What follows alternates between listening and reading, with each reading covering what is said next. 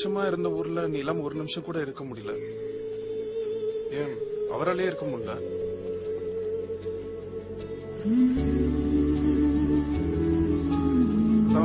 வந்துட்டோம். காதல் தோல்வியில போய் முடியும் தேவையா? நீ என்னதான் என் வீட்டுல நல்ல பேர் எடுத்தாலும் ஒரு ஹிந்து பையனை ஒத்துக்கவே மாட்டாங்க. எங்கேயாவது ஓடி போய் வாழணும், அதனால முடியாது. எங்க அப்பாக்கு எப்படி ஒண்ணு பிடிக்காது.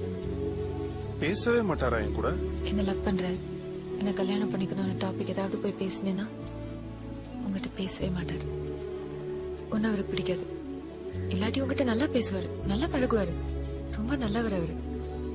சொத்து கூட உன் பேர்ல எழுதி கொடுப்பாரு. ஆனா அவர் பொண்ணை மட்டும் கட்டி கொடுக்க மாட்டார். சரி, அப்ப எழுதி கொடுக்க சொல்லு.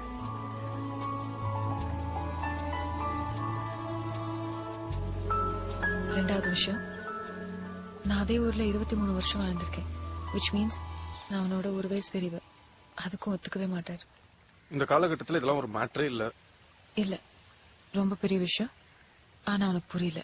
சரி, அதுக்கு முன்னாடி எனக்கு ஒன்ன பிடிக்கணுமே, அதுதான் ரொம்ப கஷ்டம் இருக்கிறதுலயே. அது நடக்கணுமே. இப்ப சொன்னியே, அது ரீசன்.